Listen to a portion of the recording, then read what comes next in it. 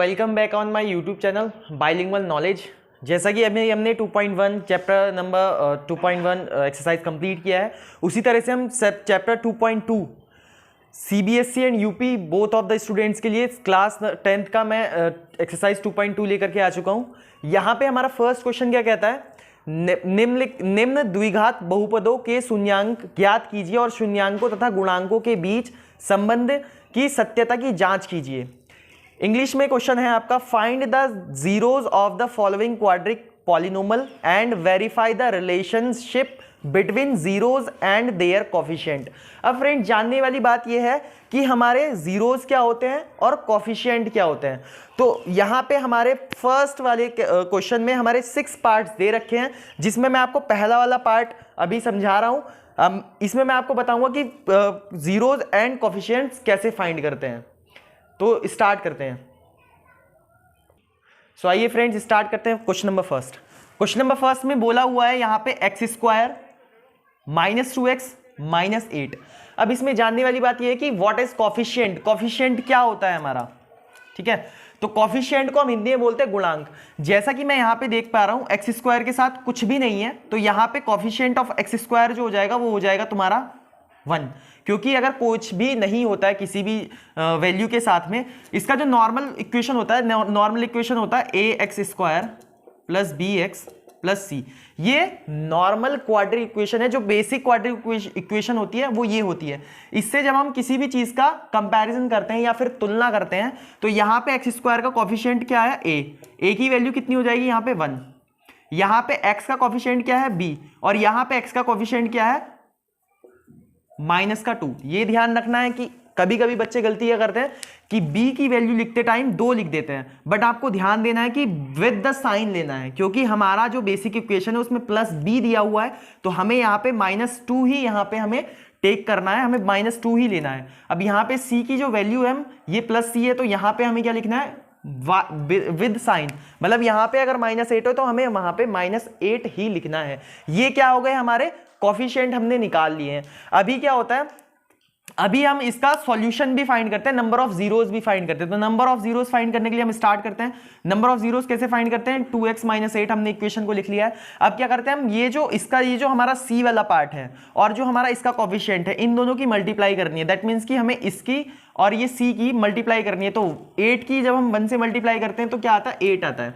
और 8 का जब हम क्या करते हैं, फैक्टर करते हैं, तो 2 4 जा 8, 2 2 जा 4 एंड 2 1 जा 2। तो यहाँ पे जो भी फैक्टर्स आए हैं उन्हें ऐड करके, माइनस करके, कुछ भी करके हमें क्या बनाना है, यहाँ पे -2 बनाना है। तो हम यहाँ पे कर लेते हैं, 2 2 जा 4 और 4 में मैं 2 ऐड करूं तो 6 बन सकता है। 2 अगर माइनस करता हूं तो क्या बनता है, 2 बनता है। बट अगर मैं 4 में से 2 माइनस करता हूं तो यहां तो +2 बन रहा है, बट हमें बनाना क्या है, -2 बनाना है। तो यहां पर कॉन्सेप्ट सीखने वाली बात यह है कि हमें यहां पे -4 और +2 लेना है, जिससे कि हमारी वैल्यू -2 बन जाए।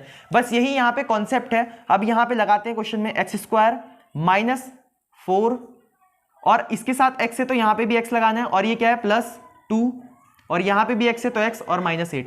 ये हमारे बस फ्रेंड्स सॉल्यूशन स्टार्ट हो गया है। तो अभी हम कॉमन लेना स्टार्ट करते हैं। कॉमन कैसे लेंगे, अब यहाँ पे भी x² है और यहाँ पे x है, दोनों के पास x है, तो हम यहाँ पे x कॉमन बाहर ले सकते हैं। अब जब x² में से हमने एक x को बाहर निकाल लिया तो यहाँ पे कितना बचेगा, 1x बचेगा, और यहाँ पे माइनस की वैल्यू तो माइनस लिख देते हैं। x को मैं ऑलरेडी बाहर निकाल चुका हूँ, तो यहाँ पे बचा है 4, तो 4 लिख दिया मैंने। अब यहाँ पे क्या है, हमारा प्लस है, यहाँ माइनस है और माइनस ही बनाना है, तो यहाँ पे मैं प्लस का, यहाँ तो x है बट यहाँ x नहीं है, तो हम x को कॉमन नहीं ले सकते हैं। इसलिए हम क्या करेंगे, यहाँ पे 2 को कॉमन लेते हैं और 2 बाहर निकाल देता हूं, तो मैं यहाँ पे क्या हो जाएगा, हमारा x बच जाएगा। और यहाँ पे हमारा 2 के टेबल में कभी कभी बच्चे यहाँ पे गलती करते हैं कि 2 बाहर निकाल करके यहाँ पे 6 लिख देते हैं। ऐसा बिल्कुल नहीं करना। ये क्या करना है, आपको 2 को जब बाहर लेते हैं तो ये मल्टीप्लीकेशन में बाहर आता है। दैट मीन्स कि आपको ये 2 के टेबल में कितने बार में आया, तो 2 के टेबल में कितनी बार में आता है फ्रेंड्स, ये 4 टाइम में आता है। तो आपको यहाँ पे क्या करना है, 4 लेना है। अब ये देखो दोनों क्या हो गए हैं, सेम हो चुके हैं। अब इसको क्या करना है, फिर से कॉमन ले लेना। इन दोनों टर्म्स में से अगर मैं इसको कॉमन लेता हूं तो यहाँ पे जो हमारा बनेगा वो x -4 एंड x +2। ये हमारा क्या बन चुका है, इसके फैक्टराइज हो चुके हैं, फैक्टर आ चुके हैं। अब यहाँ पे हमें एक और काम करना है, हमें x -4 = 0 रखना है और ऐसे ही यहाँ पे हमें x प्लस 2 इजिकल टू 0 लिखना है। तो x इजिकल टू क्या आ जाएगा, यहाँ पे 4 आ जाएगा। तो ये क्या हो गई, हमारी अल्फा की वैल्यू हो गई 4, और यहाँ पे x इजिकल टू क्या हो जाएगा, प्लस का है, उधर जाके क्या हो जाएगा, माइनस का हो जाएगा, और ये क्या हो गई, हमारी बीटा की वैल्यू आ चुकी है माइनस का 2। तो ये हमारा अल्फा एंड बीटा की वैल्यू आ चुकी है। अभी क्वेश्चन पूरा नहीं हुआ है, अभी हम इसको क्या करेंगे, पूरा कंप्लीट करना है। अभी हम इसके बीच में रिलेशन भी बताना है। तो रिलेशन बताने के लिए हम स्टार्ट करते हैं, तो बताने के लिए हम इसको स्टार्ट करते हैं। रिलेशन बताने के लिए हम इसको मैं इरेज कर रहा हूं।